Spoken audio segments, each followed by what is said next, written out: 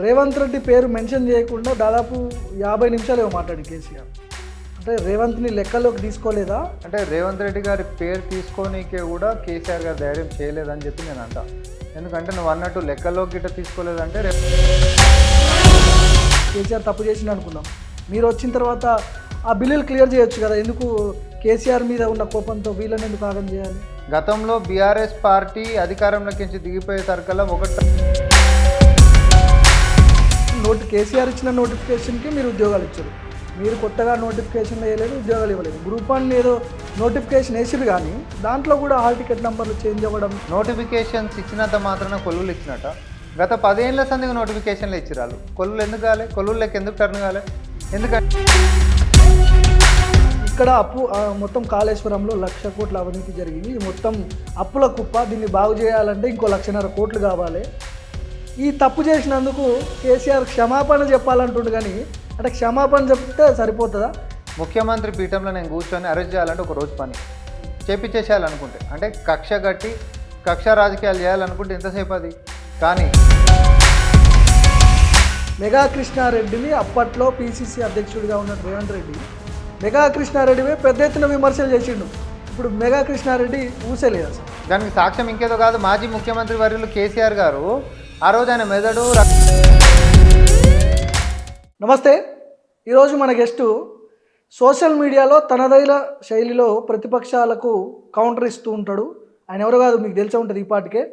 సామ రామ్మోహన్ రెడ్డి గారు నాతో పాటు, మీడియా కమ్యూనికేషన్ చైర్మన్. అన్న నమస్తే. ముందుగా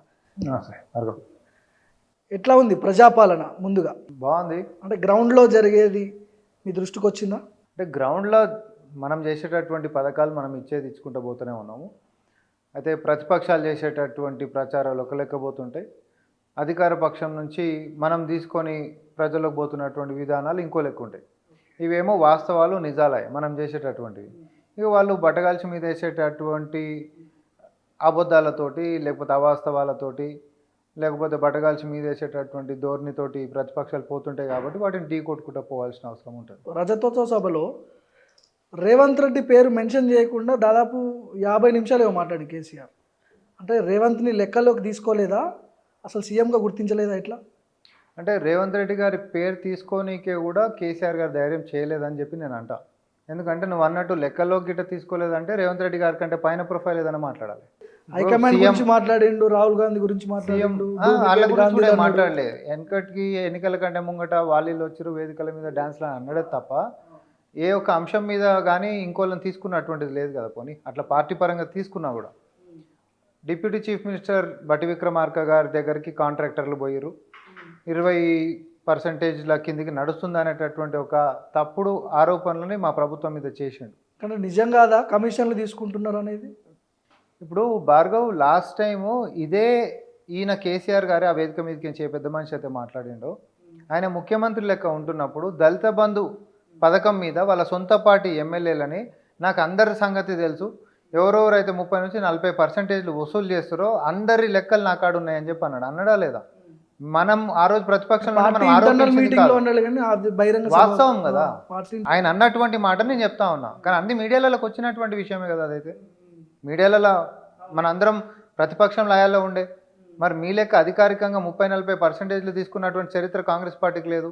పైపెచ్చు కాంట్రాక్టర్లు కూడా డిప్యూటీ చీఫ్ మినిస్టర్ గారి దగ్గరికి పోయి మరి నిరసన చేసిరు అని చెప్పి మాట్లాడిండు. అక్కడికి వచ్చినటువంటి కాంట్రాక్టర్లు ఎవరు? అదే వేదిక మీదకి కేసీఆర్ గారు చెప్పారు మా మాజీ సర్పంచులు అని అన్నాడు. వాళ్ళ మాజీ సర్పంచ్లు అంటే వాళ్ళ పార్టీ కార్యకర్తలే కదా. అండ్ ఇంకొకటి, ఎన్ని సంవత్సరాల నుంచి బిల్లులు పెండింగ్ ఉన్నాయి భార్గవ్? కేసీఆర్ హయాం నుంచి ఉన్నాయి. 3.5 ఏళ్ల సంది ఉన్నాయి. 3.5 ఏళ్ల సంది ఉన్నాయి. అంటే ఈ ప్రభుత్వం వచ్చి ఏడాది అయింది.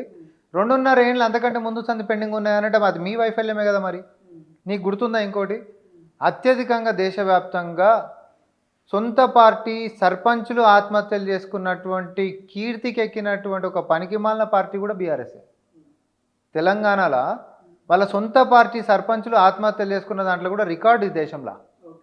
ఆ రోజు కూడా ఆ సర్పంచులు చనిపోయినటువంటి వాళ్ళ కుటుంబాలకి బాసటగా ఆ రోజు ప్రతిపక్షంలో ఉన్న కాంగ్రెస్ పార్టీ నిలబడ్డది. అంతే తప్ప మీరేం పోలేదే, మీరు పోయి పరామర్శించిన పాపాన పోలే. ఎన్నికల కంటే ముంగట అసెంబ్లీ సెషన్స్లలో లేదు వాళ్ళకి వేరే ఆర్థిక పరిస్థితులతో చనిపోయారు తప్ప ఈ బిల్లుల పెండింగ్కి సంబంధించినటువంటిది కాదు, లేకపోతే ఆరోగ్య సమస్యలతో చచ్చిపోయారు అని చెప్పి చెప్పారు. ఒక ఎమ్మెల్యే మాట్లాడి ఉండే అప్పుడు మనం దాన్ని నిజాలతోటి నువ్వు కూడా ఉండే, నేను కూడా ఉండే, అందరం చెప్పినాం, కుటుంబ సభ్యుల భార్యతో మాట్లాడిపించినాం. సరే గత ప్రభుత్వంలో జరిగినటువంటి ఇది అనుకుందాం, తప్పు అనుకుందాం, వాళ్ళు బిల్లులు క్లియర్ చేయలేదు. సరే ప్రభుత్వం ఎవరైనప్పటికీ, ఏ పార్టీ అధికారంలో ఉన్నప్పటికీ కూడా ఆ బాధ్యత నిర్వర్తించాలి కదా. సరే కేసీఆర్ తప్పు చేసిన అనుకుందాం, మీరు వచ్చిన తర్వాత ఆ బిల్లులు క్లియర్ చేయొచ్చు కదా. ఎందుకు కేసీఆర్ మీద ఉన్న కోపంతో వీళ్ళని ఎందుకు ఆగం చేయాలి? ఎవరి మీద కోపంతో ఎవరిది ఆగం చేయాల్సినటువంటి అవసరం లేదు భార్గవ్. దేనికైనా ఒక ప్రయారిటీ ఉంటుంది. ఇప్పుడు ఫీజు రియంబర్స్మెంట్ ఉంది. ఫీజు రియంబర్స్మెంట్ ఎప్పటి నుంచి పెండింగ్ ఉంది? కాంట్రాక్టర్లకి బిల్లులు ఉన్నాయి, ఎప్పటి నుంచి పెండింగ్ ఉన్నాయి? ఇప్పుడు అధికారులకి ఏఏలు డిఏలు పెండింగ్లు ఉన్నాయి, ఎప్పటి నుంచి పెండింగ్లు ఉన్నాయి? అయితే మనం ప్రభుత్వంలోకి వచ్చిన తర్వాత ఆర్థిక పరిస్థితి ఏంటిది? గతంలో బీఆర్ఎస్ పార్టీ అధికారంలోకి దిగిపోయేసరికల్లా 1 తారీఖు జీతం ఇవ్వలేనటువంటి దుస్థితులలో ఆర్థిక పరిస్థితి ఈ రాష్ట్రాన్ని తీసుకొని పోయినారు. అంటే 7 లక్షల కోట్ల అప్పులు మన నెత్తి మీద పెట్టుడే కాదు, ఒక పరిపాలనలో అడ్మినిస్ట్రేషన్లో ఎంత వైఫల్యం అయ్యారు అంటే సమయానికి జీతాలు ఇవ్వలేనటువంటి పరిస్థితి. పెండింగ్ బిల్లులు మనం మాట్లాడుకున్నాం, ఇప్పుడు ఇవ్వలేనటువంటి జీతాలు మనం మాట్లాడుకున్నాం. కొత్తగా కొలువులు గిట్ట ఇస్తే మోయలేనటువంటి ఆర్థిక భారంలో రాష్ట్రం ఉంది అనేటటువంటిది వారి యొక్క పరిపాలనే చెప్పింది. ఎందుకంటే కొత్త కొలువులు ఇచ్చినటువంటి బాపత్తులు కానే కాదు. ఇప్పుడు మనం వచ్చిన తర్వాత కాంగ్రెస్ పార్టీ మేము ఇచ్చినటువంటి మాటలల్లో పెండింగ్ బిల్లుల దానికంటే ఎక్కువ కొలువుల దానికి ప్రాధాన్యత మేము ఇచ్చినాం. కొలువుల జాతర మనం చేసినామా లేదా? గత 10 సంవత్సరాల గ్రూప్ 1 కొలువులు వాళ్ళు ఇచ్చినటువంటి నోటిఫికేషన్ ఇచ్చింది వాళ్ళు, ఉద్యోగాలు ఇచ్చింది మీరు అని చెప్పి మీరు మాట్లాడుతున్నారు. కేసీఆర్ ఇచ్చిన నోటిఫికేషన్కి మీరు ఉద్యోగాలు ఇచ్చారు, మీరు కొత్తగా నోటిఫికేషన్లు వేయలేదు, ఉద్యోగాలు ఇవ్వలేదు. గ్రూప్ 1 ఏదో నోటిఫికేషన్ వేసిరు కానీ దాంట్లో కూడా హాల్ టికెట్ నెంబర్లు చేంజ్ అవ్వడం ఇవన్నీ అవకతవకలు జరిగాయని చెప్పి మాట్లాడుతున్నారు. అంటే అది వాళ్ళు మాట్లాడుతారు. నువ్వు కూడా ప్రిలిమ్స్కి మెయిన్స్కి వేరే వేరే హాల్ టికెట్లు వస్తాయంటారా మీరు? ఇప్పుడు ఒకటి చెప్పనా, కోర్టుకు పోయిర్రు, కోర్టుకు పోతే కోర్టుకు పోయిన వాళ్ళకి కోర్టు పెనాల్టీ వేసింది 20,000 రూపాయలు. కోర్టునే పక్కదారి పట్టిస్తారని. ఎప్పుడైనా మంచిని మంచనాలే, అంతే తప్ప జస్ట్ ఆరోపించాలే, విమర్శించాలి కాబట్టి విమర్శిస్తా అంటే కుదరదు. నోటిఫికేషన్స్ ఇచ్చినంత మాత్రాన కొలువులు ఇచ్చినట్ట. గత 10 ఏళ్ల సందిగా నోటిఫికేషన్లు ఇచ్చిరాళ్ళు, కొలువులు ఎందుకు కాలే? కొలువులకి ఎందుకు టర్న్ కాలే? ఎందుకంటే నోటిఫికేషన్లలో లొసుగులు పెట్టేటోళ్ళు, ఆ లొసుగులను చూపించి కోట్లలో నాంచేటోళ్ళు, మళ్ళీ ఆ కోట్ల కారణాలు చూపించి కోట్లు ఆపేటివి, ఆ కోట్ల కారణాలు చూపించి కొలువు లేకుండా నోట్ల మన్ను కొట్టేటోళ్ళు. ఇదే కథ రిపీట్ అయింది గత 10 సంవత్సరాలు.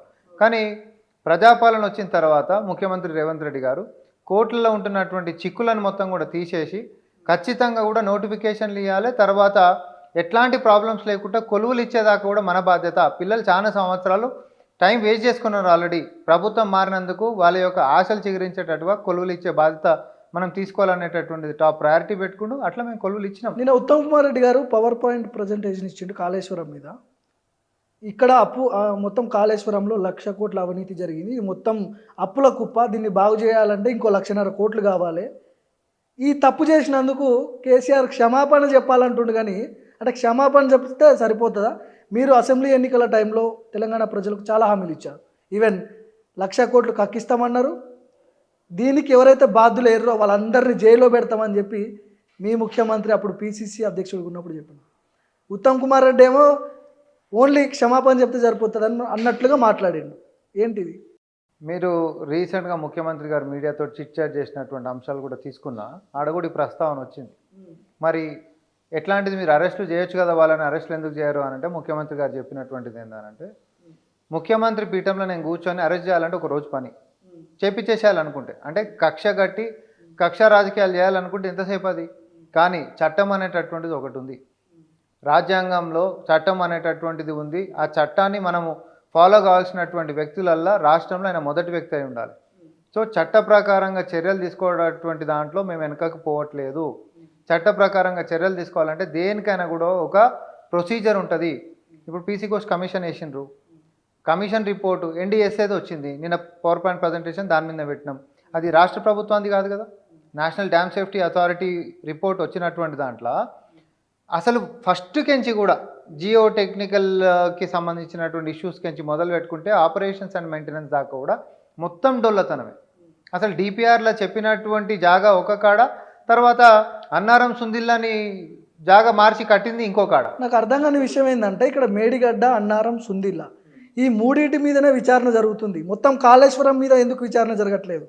అంటే మెగా కృష్ణారెడ్డి ఉన్నాడు దాని వెనక అని చెప్పి చాలా మంది ఎవరు కట్టిర్రు అనేటటువంటి తర్వాత వస్తుంది. ఇప్పుడు ఎట్లుంటుంది అంటే భార్గవ్, ప్రభుత్వం మనం నేను పలానా ప్రాజెక్ట్ కట్టాలనుకుంటున్నా, నాకు ఇంత కెపాసిటీ కావాలి, నాకు ఈ కన్స్ట్రక్షన్ కావాలి, నాకు ఈ క్వాలిటీ కావాలి, దానికి ఇంజనీర్లు లక్షల రూపాయలు నెలలకి జీతాలు ఇచ్చుకుంటా పెంచి పోషిస్తున్నటువంటి ఇంజనీర్లు విభాగాలు ఇవన్నీ ఉన్నాయి కదా, ఇంజనీరింగ్ చీఫ్లు, అంతమంది దాన్ని మానిటర్ చేసుకుంటా కూడా కుప్పకూలిపోయింది అని అంటే ఇంతమంది కూడా ఇప్పుడు తొవ్వినా కొద్దిగా లొసుకులు మాత్రమే బయటికి వస్తూ ఉన్నాయి.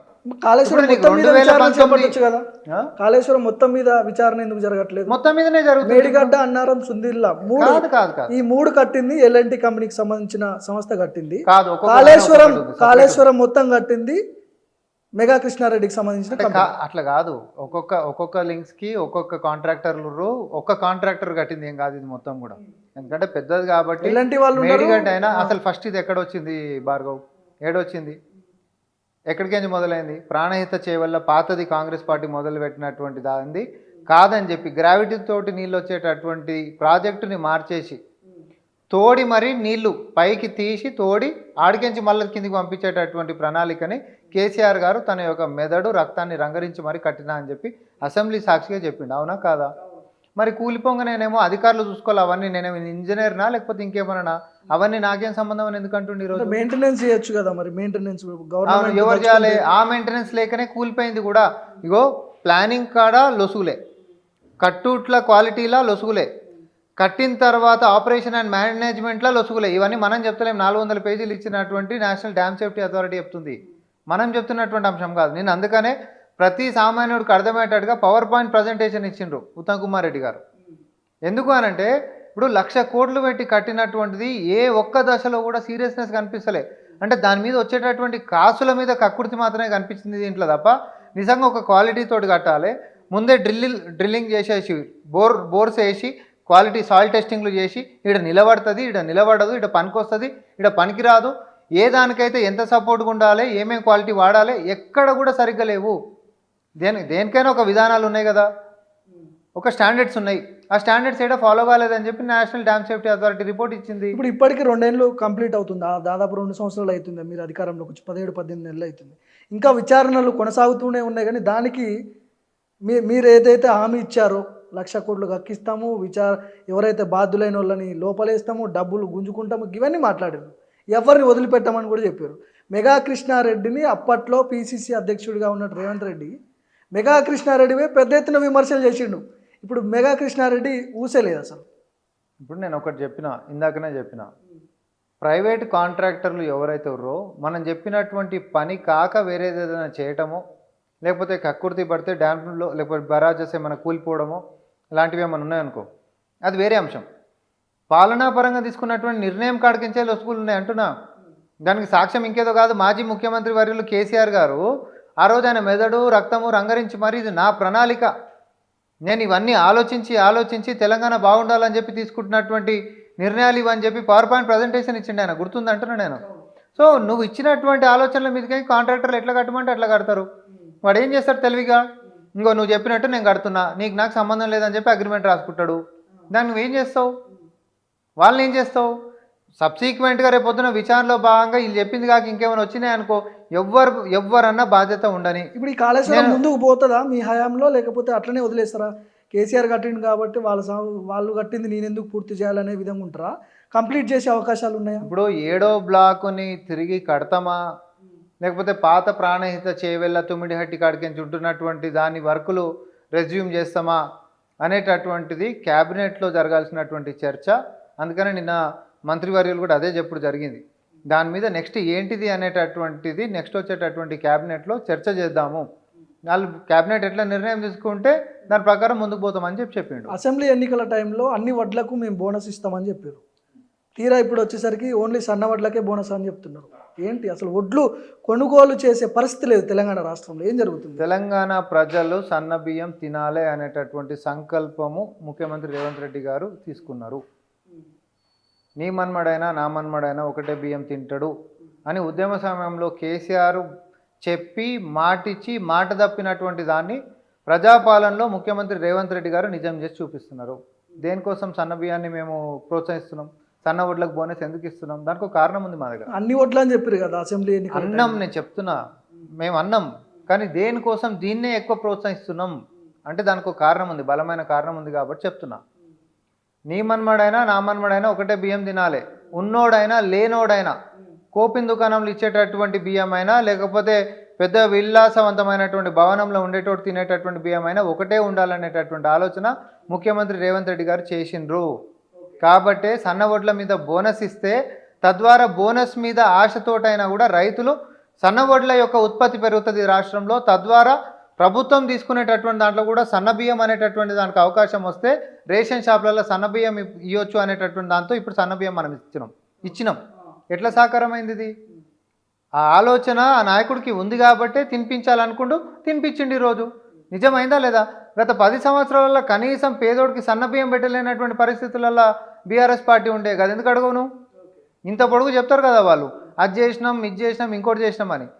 మరి ఆయన కేసీఆర్ గారు చెప్పిందే కదా అదైతే, మరి ఎందుకు చేయలేకపోయిండు? 6 గ్యారంటీలు మీరు హామీలు ఇచ్చారు కదా, ఈ 6 గ్యారంటీల్లో ఎన్ని గ్యారంటీలు మీరు అమలు చేశారు అంటే ఏం చెప్తారు? మాకు ఎన్ని శాతం అయితే అన్ని చేసుకుంటూ పోతున్నాం. ఇప్పుడు మహిళలకు ఫ్రీ బస్ అన్నారు, దాంతో ఎలాంటి ఉపయోగం లేదు, మహిళలు జుట్లు కొట్టుకుంటున్నారు బస్సులల్లో, పనికొచ్చే హామీలు అమలు చేయొచ్చు కదా, దానివల్ల ఎట్లాంటి యూజ్ ఉంది అని చెప్పి విమర్శలు వస్తున్నాయి మీ మీద.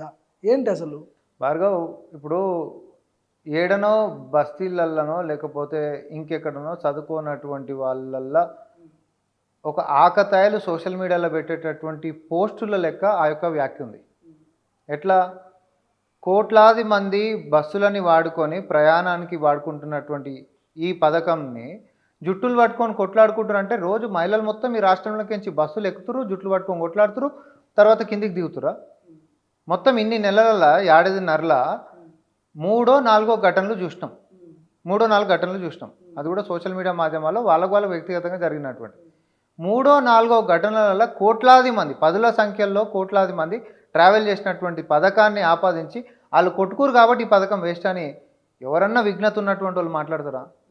మెడ మీద తలకాయల కోడి మందిని దిమాకున్నాడని మాట్లాడతాడా? మాట్లాడొద్దు. అది కేసీఆర్ యొక్క స్థాయిని దిగజార్చింది అంటున్నాను నేను. ఎందుకంటే ఎవడో ఆవారగాడు సోషల్ మీడియాలో పెట్టేటటువంటి పోస్టు స్క్రిప్ట్లో చూసి చదివినట్టు చేసిండు ఆయన. అక్కడికి దిగజారిపోయిండు కేసీఆర్ గారు. ఇప్పుడు ఊర్లలోకి నేను వ్యక్తిగతంగా పోయి ఊర్లలో ఉన్నటువంటి రచ్చబండ దగ్గరికి పోయి వాళ్ళ దగ్గరికి పోయి మైక్ పెట్టి ఏమమ్మా మీకు రుణమాఫీ అయిందా అని అడిగినప్పుడు వాళ్ళు చెప్పే మాటలు వింటుంటే చెవుల నుంచి రక్తం వస్తుంది నాకు. కేసీఆర్ ఉన్నప్పుడు రైతు బంధు పడుతుండే, మాకు రుణమాఫీ కావట్లేదు, ఒక ఊర్లో 10% మాత్రమే రుణమాఫీ అయింది అని చెప్పి వాళ్ళు అంటున్నారు. మీరేమో పూర్తి స్థాయిలో రుణమాఫీ అయిందని చెప్పి మీరు అంటున్నారు. సామాన్య పబ్లిక్ మాటలు నమ్మాలా, కాంగ్రెస్ పార్టీ మాటలు నమ్మాలా? ఎట్లా? ఇప్పుడు 25 లక్షల చిల్లర మందికి రుణమాఫీ అయింది అనేటటువంటిది అధికారిక గణాంకాలే, అవునా కదా? కానీ గ్రౌండ్ లో అయితే బీఆర్ఎస్ పార్టీ ఒకటి ఏమంటుందంటే ముఖ్యమంత్రి గారి నియోజకవర్గానికే పోదాం, అందరికి అయిందా కనుక్కుందాం అని అంటే, నేను కూడా ఏమంటున్నా అంటే కేసీఆర్ గారి నియోజకవర్గానికే పోదాం. గత 10 సంవత్సరాల్లో 2014లో వాళ్ళకి అధికారంలోకి ఇచ్చినప్పటి నుంచి 3 దఫాలుగా రుణమాఫీలు చేశారు కదా, 3 దశలుగా చేశారు కదా. మరి ఆయన నియోజకవర్గానికే పోదాము, 2014 నుంచి కేసీఆర్ గారికి చేసినటువంటి రుణమాఫీ ఊర్లో అందరికీ అయిందా కనుక్కుందాం. మీరు వాళ్ళతో ఎందుకు పోల్చుకుంటున్నారు? ఎందుకంటే పథకాల్లో ఏదో చేస్తారనో మీకు ఓట్లేసారు కాదు, అది కూడా చెప్తా. కేసీఆర్ తో ఎందుకు పోల్చుకుంటున్నారు రేవంత్ రెడ్డి? భార్గవ్, నేను అది కూడా చెప్తా. ఎందుకంటే బీఆర్ఎస్ పార్టీ తెలివిగా ఏమంటుంది, సపోజ్ 2.5 లక్షల రూపాయలు రుణమాఫీ కానటువంటి వాళ్ళు 2.5 లక్షల రూపాయలు ఉంది వాళ్ళకి, ఒకరికి 3 లక్షల రూపాయలు ఉంది, వాళ్ళకి ఎందుకు అవుతుంది? మనం చెప్పింది 2 లక్షల వరకు ఉంటున్నటువంటి వాళ్ళకి. సో పైన ఉంటున్నటువంటి వాళ్ళకి ఎందుకు అవుతుంది? మన మేనిఫెస్టోలో చెప్పింది, మనం ప్రమాణం చేసింది గదే కదా, 2 లక్షల వరకు రుణమాఫీ అన్నాం. మనం 2 లక్షల వరకు చేసినాం. 2 లక్షల పైన ఉన్న వాళ్ళు చూపించే వాళ్ళకి కాలేదు అని అంటే ఇంకోటి దానికి ఒక కట్ ఆఫ్ డేట్ పెట్టినాం, ఎప్పటి నుంచి ఎప్పటి వరకు తీసుకున్న వాళ్ళు అయి ఉండాలి దానికి అని చెప్పి. ఓకే, ఏ లోన్లకి ఇది వర్తిస్తుందో కూడా మనం పెట్టినాం. దానికి కొన్ని నియమాలు ఉన్నాయి. ఈ నియమాల లోపల ఉండేటటువంటివి 2 లక్షల లోపల ఉంటున్నటువంటి రుణాలు మనం మాఫీ చేసినాం. అట్లా కూడా టెక్నికల్ అంశాలతో ఆగిపోయినటువంటి వాటికి మనం సమయం కూడా ఇచ్చినాం. తిరిగి మళ్ళీ అక్కడికి పోయి ఒకవేళ గిట ఏది వైట్ రేషన్ కార్డు లేదో లేకపోతే ఇంకోటి లేదో, ఆ అధికారి ఇది అడిగిండు నా కాడ ఇది లేకుండే, చాలా కారణాలు వచ్చినాయి. ఏవి కూడా ఇబ్బందులు పెట్టకుండా 2 లక్షల రూపాయలు రుణాలు ఉంటున్నటువంటి వాళ్ళకి మాఫీ చేయాలి. కాబట్టి ఇప్పుడు ప్రభుత్వం యొక్క ఆలోచన మీరు అర్థం చేసుకోవాల్సింది ఏంటంటే, అధికారులు చెప్తారబ్బా ఇన్ని లక్షల మంది ఉన్నారు సార్, ఇన్ని వేల కోట్లు కావాలి, అన్ని వేల కోట్లు సమకూర్చినమా లేదా అనేది మీరు చూడాల్సినటువంటి అంశం. డబ్బులు లేవంటారు కదా, అసలు మిత్తిలు కొట్టడానికే పైసలు లేవు. అంత కష్టాలలో కూడా రుణమాఫీలు చేసినాం కదా, అంత కష్టాలలో కూడా కొలువులు ఇచ్చినాం కదా. అంత కష్టాలలో కూడా కొత్త పథకాలు తీసుకొచ్చినాం కదా, అంత కష్టాలలో కూడా 500 బోనస్ ఇస్తున్నాం కదా, అంత కష్టాలలో కూడా తాలు తరుగు లేకుండా వడ్లని ప్రొక్యూర్ మనం చేసుకుంటున్నాం కదా. ఇప్పుడు ఏడ మనము కాంప్రమైజ్ అవుతున్నాము? ఇప్పుడు కేసీఆర్ కూడా ఉన్నటువంటి కొద్దిపాటి పైసలని కూడా ఇప్పుడు సంసారం చక్కదిద్దుకుంటేనే రూపాయి పొదుపు చేసుకుంటా ఏదో సంసారాన్ని నెట్టాలి ముంగటికి అనేటటువంటిది ఆ గుర్తర బాధ్యత ఎవరుకుంటుంది? ఇంటి పెద్ద మనిషికి ఉంటుంది. ఈ రాష్ట్రాన్ని ముంగట నడిపిస్తున్నటువంటి ముఖ్యమంత్రి గారు కూడా సేమ్ రూపాయి ఏడ మిగిలిన రూపాయి ఆదా చేసుకుంటా అన్నిటిని కూడా మళ్ళీ ప్రజలకు పంచేటటువంటి దాని మీదే మా యొక్క చిత్తశుద్ధి ఉంది అనేటటువంటిది నేను చెప్పదలుచుకున్నాను. మన కేసీఆర్ కూడా సభలో మీరు ఇచ్చినటువంటి హామీల మీద చాలా మాటలు మాట్లాడిండు. కళ్యాణ లక్ష్మి ఉండే ఒకప్పుడు నేనున్నప్పుడు కళ్యాణ లక్ష్మి ఇచ్చినాం, ఆ చెక్కులు వచ్చే డబ్బులు వచ్చే అంతో ఇంతో డబ్బులు వచ్చాయి, మీరు కళ్యాణ లక్ష్మితో పాటు తులం బంగారం కూడా ఆఫర్ చేసిరు, వచ్చిందా మీకు తులం బంగారం అని చెప్పి. తులం బంగారం ఇచ్చేటటువంటి పరిస్థితులలో ఈరోజు ప్రభుత్వం ఉందా? ఆ పరిస్థితికి రాగానే మనం ఇస్తాం 100%. మీరు అసెంబ్లీ ఎన్నికల టైంలో ఈ మాట చెప్పలేదు కదా. నేను అదే ఇదొకటే కాదు, ఆమె ఎట్లా ఇచ్చిరు మరి? కాదబ్బా, 2 లక్షల వరకే రుణమాఫీ అని మనం చెప్పినాము. 2 లక్షలు కాదు, అసలు మొత్తం రుణమాఫీలు కూడా చేయాలనే ఆలోచన మాకుంది. కానీ మన కాడ కూడా పైసలు ఉండాలి కదా. ఉన్న వాస్తవాలు చెప్తాం, మనం తెరిచిన పుస్తకం లెక్క మాట్లాడుకోవాలి. ఎప్పుడైనా ప్రజల కాడ దాగుడు మూతలు అనేటటువంటి అధికారంలోకి కళ్యాణ లక్ష్మి అధికారంలోకి రాకముందు అధికారంలోకి వచ్చిన తర్వాత ఈవెన్ రేవంత్ రెడ్డి మాటలు కూడా చేంజ్ అయిపోయాయి. అధికారంలోకి రాకముందు తెలియదా రాష్ట్రం అప్పుల కుప్పగా మారింది, ఇన్ని లక్షల కోట్లు అప్పు చేసిపోయిండు కేసీఆర్, ఎట్లా ఇద్దాం వీళ్ళకి డబ్బులు ఇద్దాం, ఎట్లా హామీలు అమలు చేద్దామని అప్పుడు మీకు తెలియదు. అప్పటికి మనకు అసలు లెక్క తెలియదు. అసెంబ్లీలో ఏ రోజైతే మనము ఆర్థిక శాఖ మీద శ్వేతపత్రం విడుదల చేసినామో అప్పటికి కానీ ప్రజలకు మొత్తం కూడా అసలు లెక్కలు తెలియదు. ఆ రోజు మనం శ్వేతపత్రం విడుదల చేసినామా? ఆ రోజు వెళ్ళినా 7 లక్షల కోట్ల దాకా అప్పులు ఉన్నాయి మన నెత్తి మీద అని చెప్పి అప్పటిదాకానైతే చెప్పలేరు కదా. అప్పటిదాకా ఏమన్నారు? 2.5 లక్షలు ఉన్నాయని ఒకరు అన్నారు, 2,70,000 ఉన్నాయని ఇంకొకరు అన్నారు. కుటుంబ సభ్యులంతా 3 లోపల ఉన్నాయని మాట్లాడడం తప్ప 7 లక్షల దాకా ఉన్నాయని ఎవరని చెప్పిర్రా? ఎవరు చెప్పలే. కానీ అసలు వాస్తవాలు వేరే ఉన్నాయి కదా. మరి దాని తగ్గట్టు వాళ్ళు చేసినటువంటి అప్పులని, అది కూడా దేని గురించి పెద్ద మొత్తాన్ని అప్పులు చేసిర్రు అంటే ప్రాజెక్టుల పేరు చెప్పారు, అవి కూలిపోయి మూలకు పడ్డాయి. ఇప్పుడు మీరు చేసిన పనులు ఎందుకు మీరు చెప్పుకోలేకపోతున్నారు తెలంగాణ ప్రజలకి? చేసినా మేము ఇది చేస్తున్నాము, తర్వాత చేస్తాము, ప్రస్తుతానికి పరిస్థితి బాగాలేదు, చేసినవి కూడా చెప్పుకోవడానికి మీరు ఇబ్బందిగా, అసలు ఎక్కడ జరుగుతుంది లోపాలు? అంటే ఇది మంచి ప్రశ్న. అది మాత్రం స్వయంకృత అపరాధం. మీ సోషల్ మీడియా ఇన్యాక్టివ్ ఉంది, బీఆర్ఎస్ సోషల్ మీడియా చాలా యాక్టివ్ ఉంది. అక్కడ మీరు చేసిన పనులు కూడా చెప్పుకోలేకపోతున్నారు. ఎవరు రాంగ్ గైడెన్స్ చేస్తున్నారు? మేము మంచి చేసినా చెడు జరుగుతుంది అనేటటువంటి దాంట్లో వాళ్ళేమో సక్సెస్ అవుతా ఉన్నారు అనేటటువంటిది బయట మనకు కనిపిస్తున్నటువంటిది. సోషల్ మీడియాలో అబద్ధాలని బాగా నెట్టేటటువంటి దాంట్లో అయితే దాన్ని నిజాలతోటి కట్టడి చేయాల్సినటువంటి బాధ్యత మా మీద ఉంటుంది. అయితే అది మా సోషల్ మీడియా విభాగాలు చూసుకోవాల్సినటువంటి. చాలామంది బయట సమాజానికి ఏమో నేను సోషల్ మీడియా అనుకుంటారు, నాకు సోషల్ మీడియాకి సంబంధమే ఉండదు. ఆ సోషల్ మీడియాలో జరిగే డిస్కషన్స్ కూడా నేను భాగస్వామి. కాంగ్రెస్ పార్టీకి సంబంధించిన సోషల్ మీడియా మొత్తం రామ్మోహన్ రెడ్డి మెయింటైన్ చేస్తున్నారు. అదో ఇంకో పచ్చబద్ధము, అది మార్కెట్లోకి పోయేటటువంటి ఇంకొక పచ్చబద్ధం. అసలు నాకు సోషల్ మీడియాకి సంబంధమే ఉండదు. సోషల్ మీడియా వాళ్ళు ఏం చేస్తారు అనేటటువంటి చర్చల్లో కూడా నేను భాగస్వామిని ఎప్పుడు కాదు. అధికారం వచ్చినప్పటి నుంచి ఇప్పటిదాకా ఏ రోజు సోషల్ మీడియాలో ఆ మధ్యలో స్టార్టింగ్లో ఒకసారి సోషల్ మీడియా మీటింగ్ అని అన్నప్పుడు ముఖ్యమంత్రి గారితో పాటు వేదిక పంచుకునేటటువంటి అవకాశం నాకు వచ్చినుండే. అది తప్ప మళ్ళీ నేను ఇంకొకసారి సోషల్ మీడియా మీటింగ్లో కానీ వాళ్ళు ఏం చేస్తున్నారు ఏమవుతుంది అనేటటువంటి అంశాలకి మనకి సంబంధమే లేదు. నేను మీడియా అండ్ కమ్యూనికేషన్స్కి సంబంధించినోడిని. సోషల్ మీడియా వేరు, మీడియా అండ్ కమ్యూనికేషన్స్ వేరు. కాకపోతే ఏంటి అనంటే మనం చేస్తున్నటువంటి పనులని కొంచెం మన గలాన్ని బలంగా మనం చేసేటప్పుడు కూడా చెప్పుకోకపోతే ఎట్లా అనేటటువంటి ఒకదాంతో అధికార ప్రతినిధిని కూడా నేను కాబట్టి మీడియా వేదికల మీద అంటే డిబేట్లల్లో గట్టిగా మాట్లాడేటటువంటి అవకాశం నాకు ఉంది కాబట్టి ఎక్కువ మంది మనం చూస్తారు.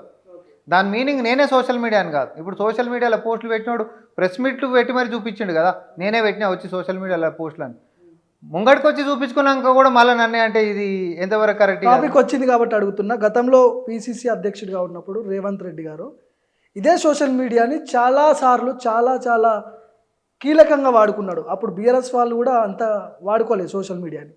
వాడుకున్న రోజులు వాడుకున్నాడు. అధికారంలోకి వచ్చిన తర్వాత ట్యూబ్ గాళ్ళు యూట్యూబ్ గాళ్ళు ఈ మాటలు ఎంతవరకు కరెక్ట్? అదే ట్యూబ్ గాళ్ళు రేవంత్ రెడ్డికి ఏం చేసారు ఆయనకు తెలుసు, మీకు కూడా తెలుసు.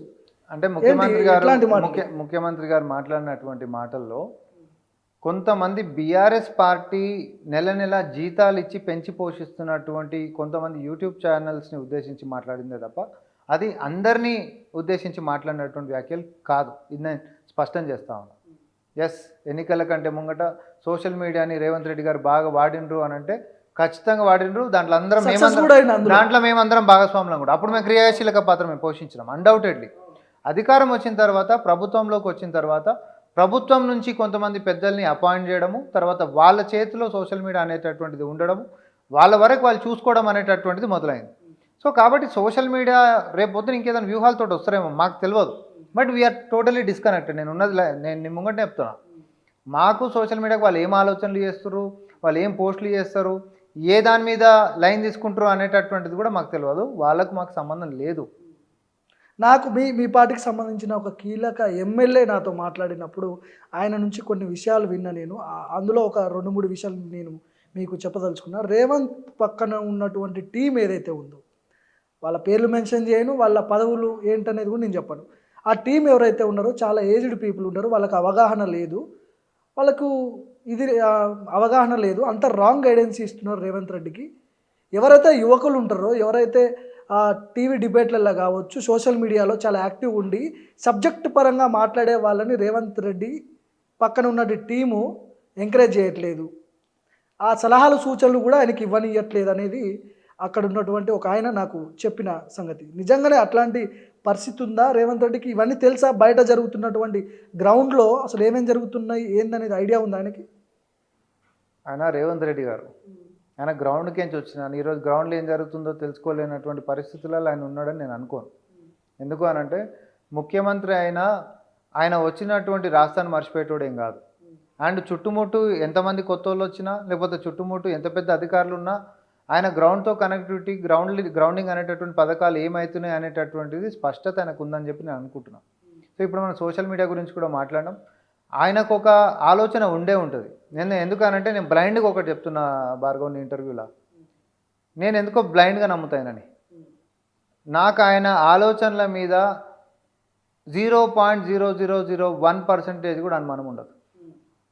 ఆయననే ట్రబుల్ షూటరు, ఆయననే అటాకరు, ఆయననే స్ట్రాటజిస్టు, ఆయననే అన్నీ. ఆయనకి ఏ సమయంలో ఏం చేయాలి, ఎట్లా చేయాలి అనేటటువంటిది ఒకడు నేర్పేటటువంటిది కాదు.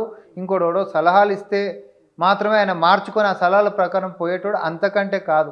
అట్లా ఎవరన్నా గిట్ట అనుకుంటే మాత్రం అది తప్పు. మళ్ళీ రెండోసారి అధికారంలోకి వస్తుంది అని నమ్ముతున్నారా మీరు? కాంగ్రెస్ పార్టీ తెలంగాణలో ఎందుకు రాదు? ఈరోజు ఇప్పుడు 5 సంవత్సరాలు టర్మ్ ఇచ్చిరబ్బా. ఈరోజు కొంచెం టర్బులెన్స్గా అనిపిస్తుంది. మన పథకాలు గ్రౌండింగ్లకి సరిగ్గా తీసుకొని పోతలేరు, సరిగ్గా చెప్పలేకపోతున్నాము అనేటటువంటిది అక్కడ నుంచి మేము నేర్చుకుంటున్నటువంటి లెసన్ ఏంది అని అంటే, మనం బెటర్ ఎట్లా కావాలనేటటువంటిది మనకి ఇక్కడ తెలిసిపోతుంది.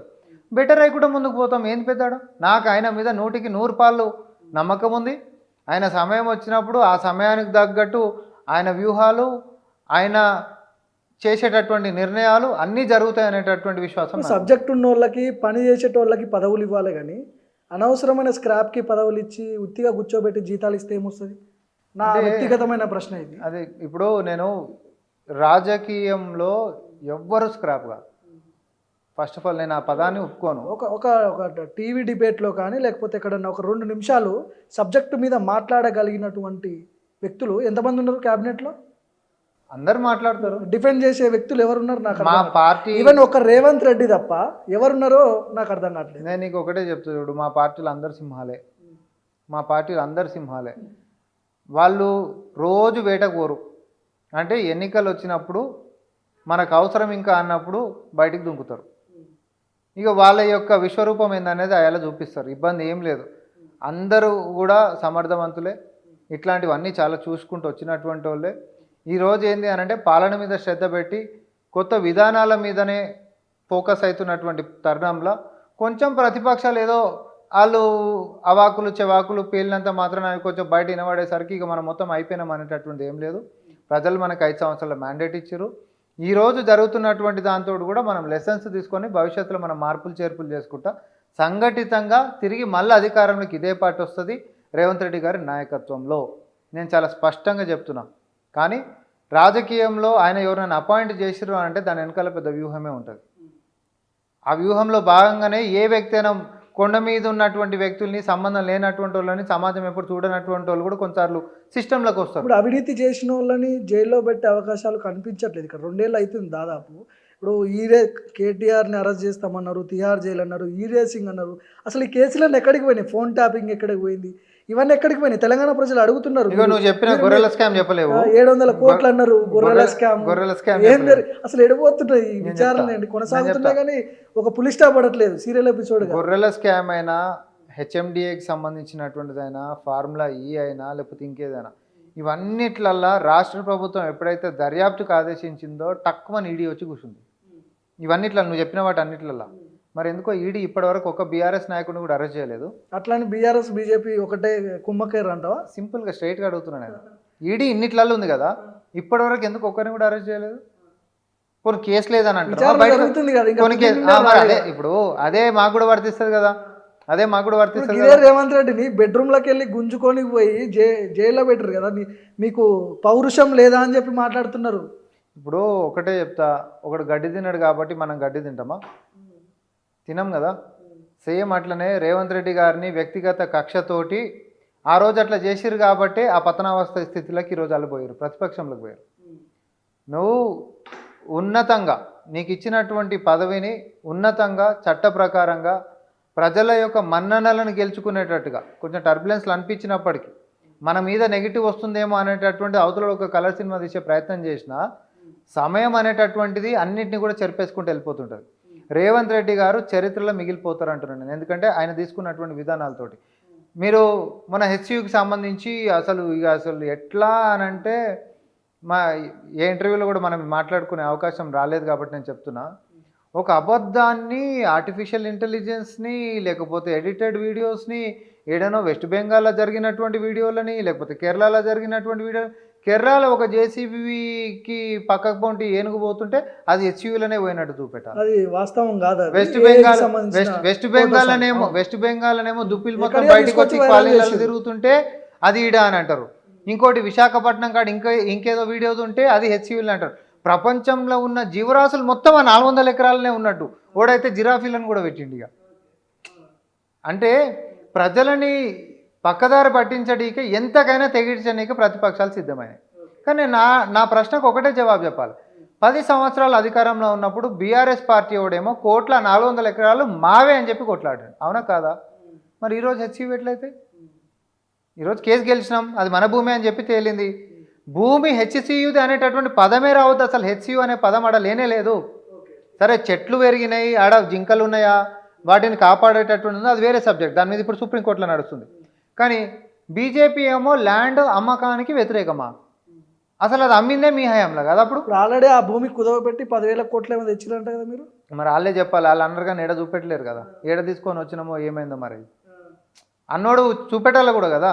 ఆ రోజు ఇంత పొడుగు ప్రెస్ మీట్ పెడతా అని చెప్పి కేటీఆర్ గారు మాట్లాడినరు. అందరు ఏంది అని అంటే అరే ఏమో జరుగుతుంది అని చూస్తాను, అది తోకపటాకు లెక్క. సో ఒకటైతే చెప్పండి, మీరు ఏదైతే అన్నారో చర్యకి ప్రతి చర్య ఉంటుంది, ఖచ్చితంగా వీటన్నింటిని బయటికి తీస్తాం, తిహార్ జైలు అది ఇది ఏదన్నా ఒక్కటైనా పేలే ఛాన్స్ ఉందా ఇందులో, ఈ బాంబులలో? చట్ట ప్రకారంగా అన్నీ జరుగుతాయి, ఏది ఆగదు, ఎవరికి బెదిరేది లేదు. కానీ చట్ట ప్రకారంగానే జరుగుతాయి. మా వ్యక్తిగత కక్షలతోటో లేకపోతే వ్యక్తిగతంగా తీసుకొని అవతలని నాశనం చేయాలనేటటువంటి దురుద్దేశము మాకు లేదు.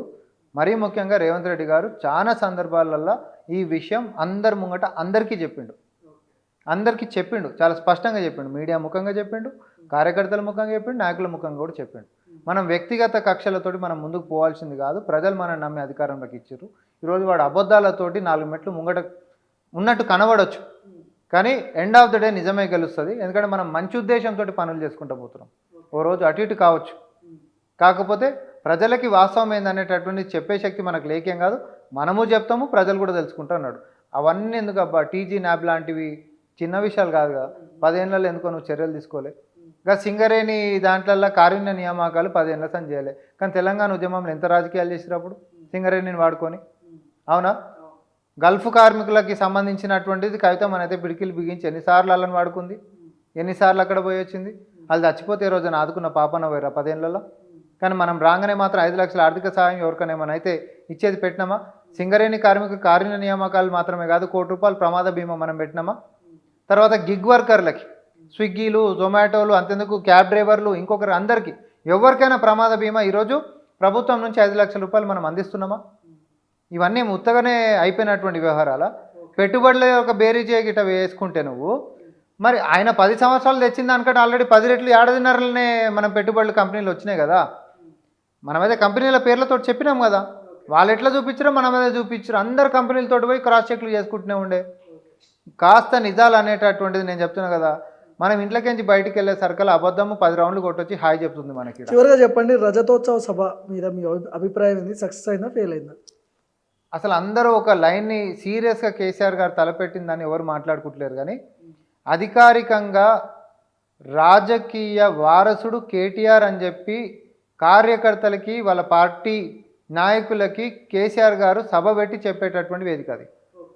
సో రాజకీయ వారసుడు కేసీఆర్ గారికి కేటీఆర్ఏ అనేటటువంటిది బ్యాక్డ్రాప్లో గంత పెద్ద బొమ్మలు వేసుకుంటే మీరు దాని గురించి అసలు సంగతి మర్చిపోయి. కానీ అన్ని లక్షల మంది పబ్లిక్ వస్తారని ఎవరు ఊహించలేదు కదా. వాళ్ళు 10 లక్షల మంది ఎస్టిమేట్ వేసుకున్నప్పటికి కూడా సరే మా అంటే 2-3 లక్షల మంది 2 లక్షల మంది వచ్చుండొచ్చు. అదే సభలో ఉన్నా 2 లక్షల మంది మీరు ఎక్స్పెక్ట్ చేసి భార్గవ్, నేను విమర్శించాలని నేను అంటలేను. ఆడ ఆల్రెడీ కేసీఆర్ మాట్లాడుతుంటే వెనకాల రోల సీట్లు ఖాళీ అయినటువంటి వీడియో విజువల్స్ కూడా వచ్చినాయి వెనకాల. ఎందుకంటే ఆయన అసహనంగా ఉండన్న సంగతి నీకు తెలుసు, నాకు తెలుసు. వాళ్ళు పెట్టినటువంటి పెట్టుబడికి వాళ్ళు ఊహించుకున్నటువంటి జనాభాకి వచ్చినటువంటి ప్రజలకి చాలా వ్యత్యాసం ఉందనేది అందరికీ తెలుసు. వాళ్ళు ఎంత పెట్టిరంటే వాళ్ళకి 100 కోట్లలో పెట్టడం సర్వసాధారణం. వెనకటికి కొంగరకల్లని సభలో పెట్టినప్పుడు కూడా మేమేమో పైసలు లేకుండా ప్రజల మీద నమ్మకంతో మేము పెట్టుకుంటాం. తుక్కుగూడలా మా సభకి ఇక ఎన్ని కిలోమీటర్ 10ల సంఖ్యల కిలోమీటర్లలో ఎంత ఆగిపోయింది, గ్రౌండ్ ఎట్లా నిండిపోయింది, 10 లక్షల పైన జనాలు ఎట్లా వచ్చిర్రు అనేటటువంటిది ఏమో అందరికి తెలిసినటువంటిది. వాళ్ళు ఈరోజు డబ్బులు ఇచ్చినా, కార్కి 4,000 ఇచ్చినా, మనిషికి 1,000 రూపాయలు ఇచ్చినా, లేకపోతే అన్ని ఛానళ్ళకి ఏసీ బస్సులు వేసి తీసుకొని పోయినా ఇంకా ఎవరిని వదిలిపెట్టు. అంతెందుకు ఆర్టీసీ బస్సులు ఖమ్మంలో మేము సభ పెడితేనేమో ప్రైవేట్ ట్రావెలర్స్ని కేసులు పెట్టి బెదిరించిరబ్బా. అప్పుడు మేమేమో మా ప్రభుత్వం చూడు తేడా. ఆర్టీసీ బస్సులు వాళ్ళు అడిగితే ఎన్ని అడుగుతాన్ని మేము ఇచ్చినాం. అంటే ఫ్రీగా పైసలు ఇచ్చారు. అరే పైసలకే సభ సక్సెస్ కావద్దానికి అనుకున్నాం అనుకో. ఫ్రీకి ఇచ్చేటటువంటి విధానం ఉందా? పోనీ మా సభనే పెట్టుకుంటాం కాంగ్రెస్ది, ఆర్టీసీ బస్సులు ఫ్రీకి ఇస్తారా? దానికి ఆదాయం కూడా వచ్చింది కదా ఆర్టీసీ. వస్తుంది. అసలు నీ సభ సక్సెస్ కావద్దు అనుకునే బస్సులు ఇవ్వద్దు కదా అంటున్నా. నాకు ఆదాయమే వద్దని మంకుపట్టు పట్టుకొని నీ సభ జరగనివద్దు అనుకున్నాను అనుకో, నేను బస్సులు ఇవ్వద్దు కదా. మరి నువ్వు అవే బస్సులు నాకు ఎందుకు ఇవ్వలే? ఖమ్మం సభ పెట్టినప్పుడు ఎన్నికల కంటే ముంగట నువ్వు ఇవ్వలే. మాకు కేసులు పెట్టినావు నువ్వు మా మీద. ప్రైవేట్ ట్రావెలర్స్ని మీటింగ్లు పెట్టి బెదిరించిర్రు, ఆర్టీఐ చలాన్లు రాసిర్రు, మీ సంగతి చూస్తామన్నారు. ఎన్ని రకాలుగా బెదిరియాలి, అన్ని రకాలు బెదిరి. మేము అట్లాంటి పనులు ఏమని చేసినామా? ప్రజాస్వామ్యం ఇది. పిలుచుకో, ఎన్ని బస్సులు కావాలన్నా చెప్పు, 2,000 కావాలన్నా, 3,000 కావాలన్నా, ముఖ్యమంత్రి గారు చెప్పారు తీసుకోండి. మనం అట్లాంటి వాటికి అడ్డం ఏం కాదు, రాని వాళ్ళది వాళ్ళే, మనది మనమే. ఆయన హుందాతనంగా వ్యవహరిస్తున్నటువంటి దాన్ని చిన్నగా చేసి చూపించే ప్రయత్నాలు కొన్ని దుష్ట శక్తులు చేస్తున్నాయి Bhargav. It's a matter of time. నేను ఇందాకనే అన్నా, సోషల్ మీడియా ఇంకో దాంట్లల్లో మా వాళ్ళు కొంచెం ఒక అడుగు వెనుకకు ఉండొచ్చు. రేపొద్దున మళ్ళీ మేమందరం కూడా దుంకుతాం, ఇబ్బంది ఏం లేదు. సమయం వచ్చిన రోజు అందరం దుంకుతాం. వెనకటికి దుంకి యుద్ధం చేసిన వాళ్ళ మీద అంత పెద్ద. ఆ సమయం వచ్చినప్పుడు మా నాయకుడిని కానీ మా పార్టీని కానీ మళ్ళా తిరిగి మా యొక్క మేము చేసినటువంటి చెప్పుకునేటటువంటి సత్తా లేనటువంటి ఓవరం లేమిడ. ఆ సమయం వస్తుంది. బాజాబ్తా తెలంగాణ సమాజానికి మేము ఏం చేసినామో చెప్తాము. బ్రహ్మాండంగా ఇంకొక టర్మ్ కూడా కాంగ్రెస్ పార్టీని అధికారంలోకి తెచ్చుకుంటాం. థ్యాంక్ యూ అన్న, నమస్తే.